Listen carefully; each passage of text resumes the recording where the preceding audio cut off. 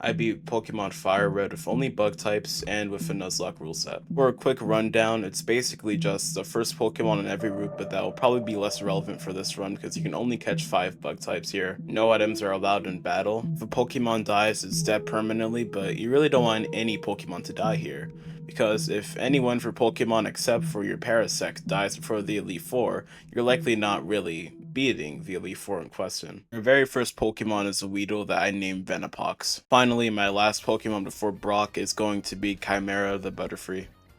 Now that we can actually fight Brock, since we don't have 2 shit stains and we have 2 fully evolved Pokemon, our strategy is to basically just hit this Geodude with a bunch of poison stings until it gets poisoned, and then when it gets to half, you should switch back into your Butterfree and start to use Harden. And no joke, in Pokemon Nuzlocke, there's unironically a mechanic called edging, and when you do so, you can pretty much ignore the level cap for one battle.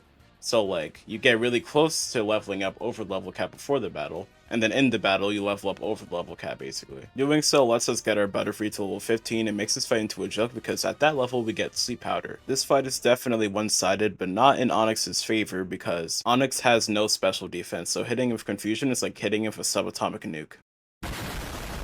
Assuming this Onyx even does wake up, he'd need like 3 Rock Tombs to even kill me because I used Harden before.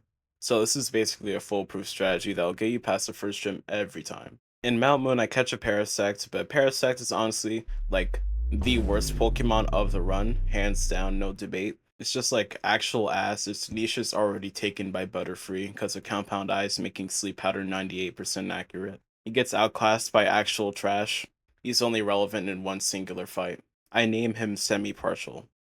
As is common fashion for our next fight, Beedrill and Butterfree will be doing all the work. Semi-Partial will be doing nothing. At all. Nothing complex here, I just Sleep Powder and then spam Confusion until the Staryu dies. The real threat is the Starmie, which has Water Pulse which can confuse us. We actually get confused before that point by the Staryu, and we have to use our Person Berry early, which is not really desirable. Chimera manages to put the Starmie to sleep, and then we switch back into Beedrill so we can hit it with Twin Needle. One of 2 instances where Twin Needle will be hitting for super effective damage. It's somewhat sad that you can't even kill with 1 Twin Needle, considering that it's about 75 base power including stab, and when you times that by 2 when it's super effective damage, it easily gets to 150 damage overall. The SSN rival fight was definitely a rival fight of all time. It was extremely easy, and not even worth really going over. I swept a Butterfree. Lieutenant Surge proves that every dog can indeed get their day, as Parasect is going to sweep his entire gym. At this point of the game, we actually have no way to counter his minimized bullshit without like compromising a strategy in the future for a different Pokemon, though instead I brought Poison Powder and Attract to maybe try to take away some turns from the Raichu, so I can actually get some turns in myself. For Pikachu, I just decided to go straight for the kill instead of trying to set up first, but for the Raichu I did try to use that strategy and it worked pretty well. You need to be really careful here because Surge has a full heal, so you really can't waste a turn considering he has to minimize. You could very easily let this fight get out of hand just like that. So when you first poison, you need to make sure you try to poison him again right after. No matter how OP the setup you're playing against, if you can get some chip damage off, then that's chip damage. The fight is going to end in X amount of turns. Make sure to also pick up a Citrus Berry before you get the fight and put it on your Parasect, obviously. In the Pokemon universe, you can literally buy a Pokemon. It's honestly really weird, but when you notice that the game corner is ran by Team Rocket, it makes more sense. It's also how we get our Scyther, which is the second best mon of the run, so I guess I'm not complaining. Nobody thought that Erica, the Grass-type gym leader, was going to do well against my bug types, but honestly didn't expect it to be this bad. On like the tier list of like major fights, there's only one fight easier than this. At this point, I thought it possible that you could reasonably get max EVs on all of your Pokemon without getting to any level cap, so that's exactly what I did.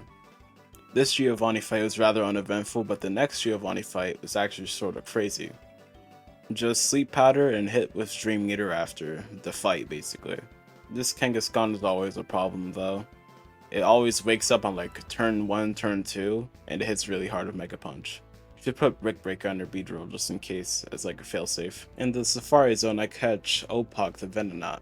Koga is a really easy gym leader. When your sweep threat is somehow stopped, you switch to a different Pokemon to continue your sweep threat. Unfortunately, that had to happen here because my Butterfree missed its 98% accurate Sleep Powder and then got hit by Toxic, so it was guaranteed to die in 5 turns. I switched into Tall Order to finish a job that Chimera couldn't. I'm actually really surprised by the footage here because I go for an attack right away instead of setting up a substitute to ignore Toxic. There's also the chance that Self-Destruct could have just ended my run right there, so I'm glad at least on turn 2 I decided to start setting up Substitute and Sword Stance. This foolish schmuck starts to set up Minimize, but he's only helping me because I have Aerial Ace, which doesn't check accuracy. So now I start setting up another Sword Stance, and this is just a completely in-the-bag sweep.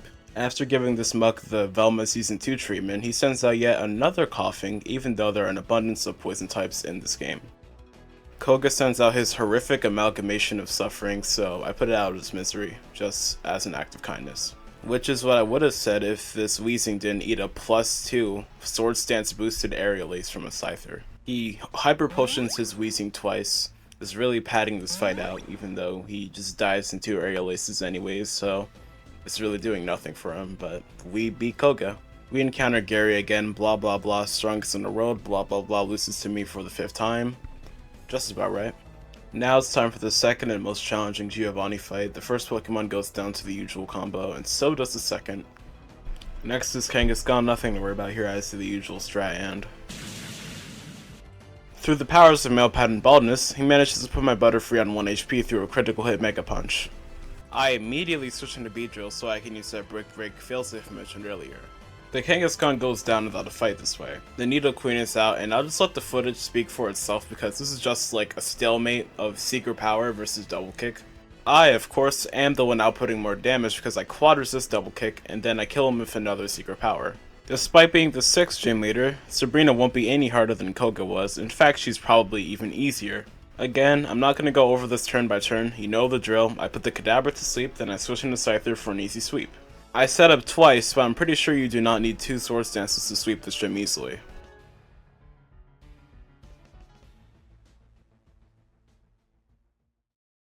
So in my 6 attempts during this challenge, Blaine only took 1 attempt, but during that 1 attempt that I lost, I swore to make another strategy for this fight that would be at least more than 80% consistent. The Growlithe that Blaine leads with is pretty much a lightweight, but don't let this make you think that you can just take a Fire Blast from it and be fine. No, you have to PowerPoint stall its Fire Blast to 0, and you also have to set a Brain Dance so the Fire Blast doesn't just one-shot you. You should also hit this Growlithe with 5 flashes so that it misses most of its Fire Blast, because you can really only take 1 before you have to put it back to sleep and then hit it with Dream Eater to recover.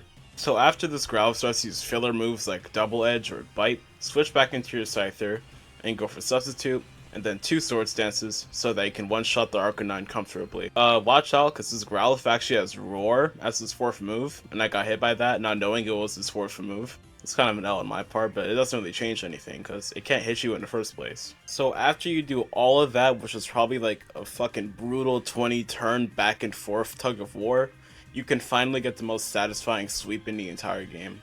Maybe you were confused when I called the second Giovanni fight the hardest Giovanni fight, but you should watch what Venomoth does to his entire team. Opak just one-shots everything. Uncontested, it was just a complete wash on like every level possible. No setup, no choice specs, he just goes in there and starts one-shotting turn 1 with just a Miracle Seed. Interestingly enough, this rival fight was actually way different from the champion fight, so I'm actually just going to go over it here so you know what to do for it.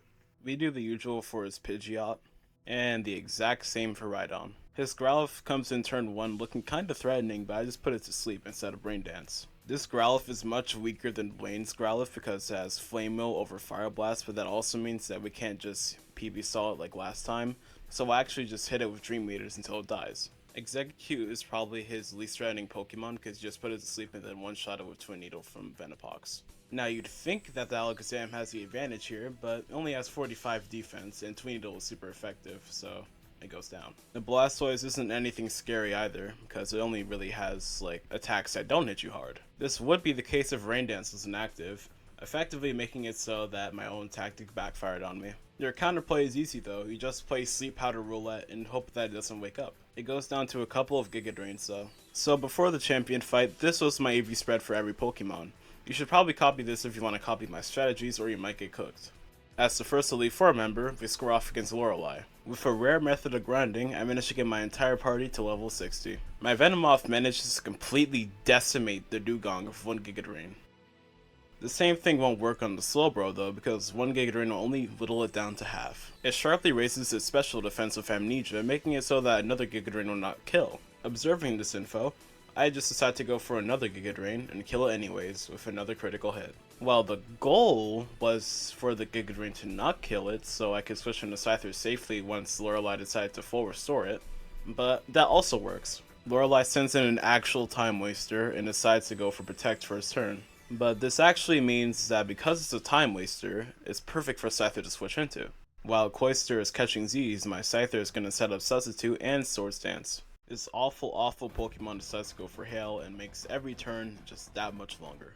After a couple of filler turns, Tall Order manages to find an opening and hit this Cloyster with Return, putting it on red immediately. This foolish Cloyster sets up Spikes, not knowing that I don't plan to switch into any other Pokemon. After a lot of full restores and more filler turns in episodes of Filler Naruto, I managed to finally put this Cloyster down in 1 return. That was a high roll. Jinx suffers the same fate. I expected this Lapras to eat 2 returns, but actually just goes down to 1 thankfully. Next is Bruno, the Elite Four member, not specifying in any type really because he has 2 Onyxes on his team instead of a Machoke and a Primeape like he should. Onyx gets absolutely murdered by 1 4x effective Giga Drain. My Venomoth must be inflicted with something better than Pokerus, because it always seems to get critical hits no matter what. Machamp is his beefiest Pokemon, so it's going to survive more than 1 Psychic.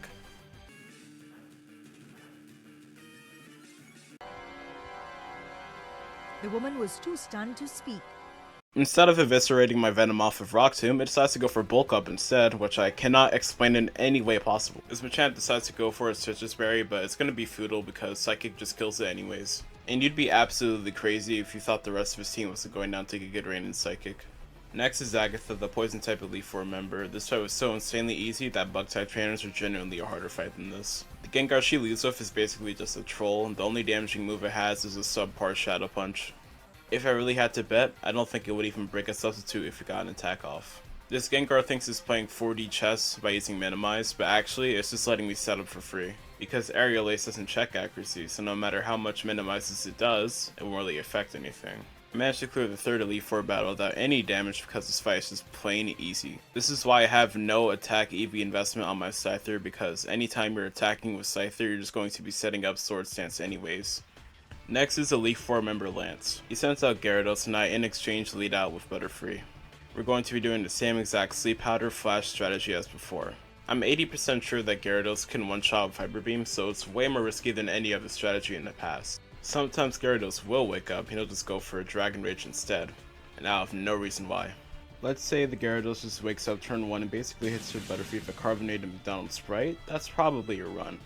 In the description of this video, I'll link a video where you can watch every grueling second of this fight, but for now, I'll skip to where we switch into Scyther and set up Substitute. Now, if your Scyther has more than 171 HP, you can easily tank any of the hits Gyarados throws at you and still have your Substitute afterwards. With the exception of Hyper Beam, but if he does use Hyper Beam, he has to use his turn to recover anyways. You need to set up 3 Swords Dances before you can begin your sweep, and even then, you still can't one-shot Aerodactyl, so you need to outspeed Aerodactyl with max speed EVs. But in the meantime, Tall Order can one-shot and outspeed both Gyarados and Dragonite. In one of my 6 attempts, I actually lost a run to this very Aerodactyl. Ancient Power Omniboost is a very fun mechanic, if you didn't know. You gotta really appreciate Gen 3 AI, giving us rare gems like Scary Face and the Substitute. Lance has a lot of full restores, and thus starts the full restore tug-of-war match between his Aerodactyl and my Scyther. I put him on red, he heals, I put him on red, he heals, just that over and over again. Except this time I managed to get a critical hit return, and that ends that. I easily one-shotted his Dragonite, so what do you think happens to the rest of his team? Well, I guess that's that, guys. Looks like we're champion of Kanto.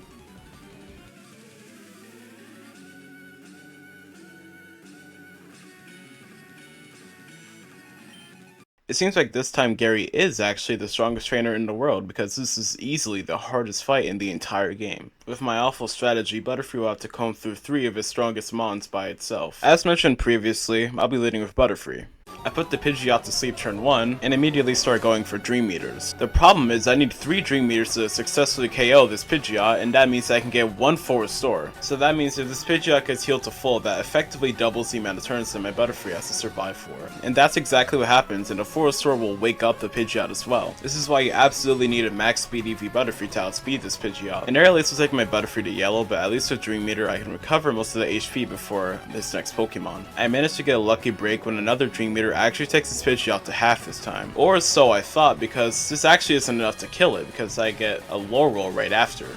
But thankfully the Pidgeot can't seem to wake up, so I get another Dream Meter to take it out. Next is Rhydon, and this Pokemon can end the entire run on a whim. All it takes is a turn 1 wake up and then a Rock Tomb with his crazy attack stat to one-shot my Butterfree from full health. Rhydon has no special defense, so Dream Meter already puts a foot in its grave. But to my shock and surprise, the Rhydon wakes up immediately and hits us with a Rock Tomb, one-shotting my Butterfree from full health. Or so I thought, because this Rhydon actually misses his 95% accurate Rock Tomb, and my Butterfree retaliates with another Dream Meter, successfully killing the Rhydon. The Pokemon that comes out next is terrifying beyond belief. The final boss even. Flamethrower has 15 power points, so that means it's hitting basically as hard as a Growlithe with Fire Blast, but it has, like, basically infinite of those. Safe to say I have to put it to sleep and then set up Rain Dance, like usual. Instead of switching to Scyther, I have to start immediately trying to kill it. But maybe we won't get so lucky, because Arcanine wakes up and starts to use Flamethrower. Rain Dance ensures that wasn't a one-shot, but it was dead to crit anyways. So basically, we can't just let this battle drag on because there's a 1 in 16 chance that the run just ends anytime. We get another Dream Meter off, and this allows us to heal a bit more. Slowly and surely, we can maybe tank another Flamethrower if it has to come to that. And Gary uses a full restore, which means that the Arcanine will be risen from its sleep. But nothing is stopping you from just putting it back to sleep anyways. Rain Dance fizzles out, so I need to set it up again. Another Dream Meter can only scratch this Arcanine. Arcanine wakes up and hits us with yet another Flamethrower. We throw caution to the wind and put it back to sleep for another Dream Meter. But this Arcanine wakes up again and hits us with another Flamethrower. Before I continue the Dream Meter Sleep Powder loop again, there is something about this Arcanine in particular that would have made that impossible. You see, when the AI sees a kill with a priority move, it will always go for that priority move, and right now it sees a kill with extreme speed, which does a lot of damage. If I didn't know about this beforehand, this would have been a major problem, but this actually helps us here. I switch into Tall Order, and he takes extreme speed with no problem. After that, he counters with Return. Next is Alakazam, who can't take a physical hit to literally save its life. Psychic doesn't do much to my max CP Scyther, and he retaliates again with another return. This time, Gary decides to not use his full restore, and I can finally kill this Alakazam. I immediately try for a kill with return, but it doesn't really do much. Exeggutor misses his Egg Bomb, and I retaliate with Aerial Ace. I grievously overestimated Aerial Ace's damage because I only used return first so that he wouldn't get a full restore, but I guess he's gonna get it anyways. Not only that, he also gets a sleep powder on us, so I switched into Venopox to has a 4 times effective Twin Needle. I was expecting Twin Needle to just fucking murder this thing, but apparently not. My Venopox has max attack EVs. The other half is invested into special defense because I thought this thing would be taking care of the Alakazam, but it turned out differently. Venopox gets put to sleep, so I try to use one turn to wake up, but Egg Bomb does so much damage I have to switch out. I'm just going to mention that Egg Bomb is a normal type move, it has no grass type stab, so I have no idea how it's doing that much damage. I switched in a Semi-Partial who can take an Egg Bomb pretty well. But this was pointless because it just gets put to sleep anyways. Venomoth also takes huge damage from an Egg Bomb, but at least it can retaliate later. This is the advantage of using speedy Pokemon, because now you can just switch in like this and get a kill. Now it's time for Blastoise, our last barrier between being champion or not being champion, I guess. Thankfully our lead Venomoth has Giga Drain, and does a little bit under half. Blastoise misses his Hydro Pump. We get another Giga Drain off, putting it on red. Blastoise sets up Rain Dance, but it's ultimately futile because its Citrus Berry actually ensures its defeat because now it can't get a full restore from Gary. One last Giga Drain seals the deal. This was around 6 attempts in total. 1 to the Elite Four, 1 to Gary, 1 to Blaine, and I forgot the 3 other attempts. Well, that was sort of anticlimactic. Apparently only 0.0001% of the people that watch my videos are actually subscribed, so maybe do that. Suggest what the next video topic should be.